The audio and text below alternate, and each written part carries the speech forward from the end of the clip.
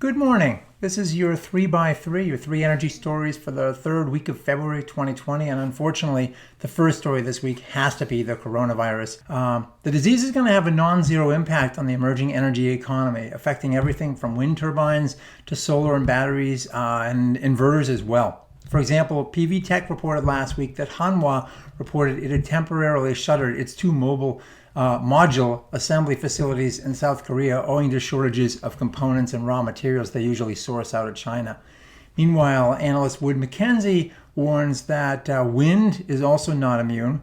The supply chain, a lot of that stuff comes out of China.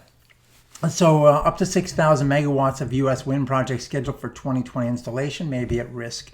The firm notes that over 60% of China's battery production is located in Hubei province, the epicenter of the virus at this point in time. And as a result, battery production numbers are already down 10% so far this year. That's going to trickle into and have an increasing impact on the electric vehicle industry. The interest among the investor community with respect to the potential impacts is high, and companies affected are paying close attention to what they can find out about the situation on the ground. For example, last week in Enphase's earnings call, CEO Badri Kothandaraman noted, "We're seeing some indicators that the outbound logistics from China is constrained, and the company may have to, quote, expedite some shipments by flights." So they're watching outbound logistics every day. It's getting difficult, and every company has to be watching this thing these days. We all do.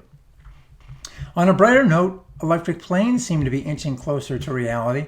Sweden state-owned operator Swedavia is planning to ready all 10 of Swedish airports to support electric-powered aircraft, with the first commercial e-airline operating within 5 years.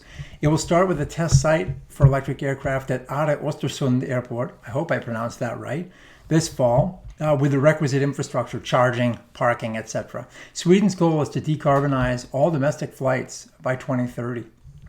Electric aviation is becoming closer to reality. We saw last December a retrofitted 62-year-old de Havilland Beaver seaplane flying out of Vancouver for nearly 15 minutes on electricity. So far, the range for planes like that is about 100 miles, but we are also seeing a number of companies get into electric flight as pure plays.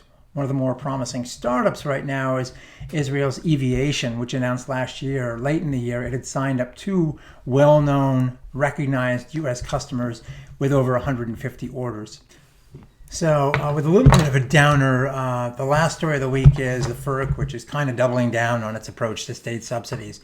You may recall that the FERC had already directed PJM, the Mid-Atlantic Power Pool, to have all of its state-subsidized resources, like the nuclear plants with their zero emissions credits and many of the renewables, to bid into future capacity auctions at a minimum price, meaning they probably wouldn't clear and wouldn't get capacity values, which are roughly 21% of total revenues last year in PJM.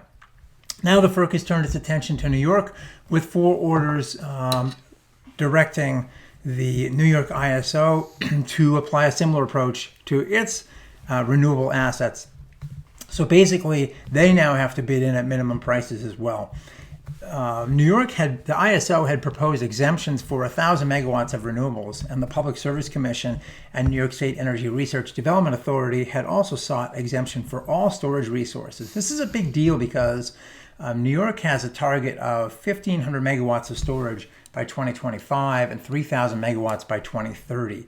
And they also have a 9,000 megawatt target for offshore wind. So this throws that all into a bit of uncertainty. I had spoken to CEO of NYISO, Richard Dewey, a few weeks ago, and he was discussing the issue of carbon adders. The concept being that if you put adders onto the resources and have them bid directly into the market, then you don't have these special state subsidies. It's all integrated with a carbon price into the market mechanism. The question is going to be, as they propose this to the FERC, and ISO New England and PJM are watching this, as are some of the other grid operators as well, whether or not the FERC is going to bless this kind of approach. If they don't, as they sometimes say, things is going to get ugly. We'll see you next week. Thank you for listening.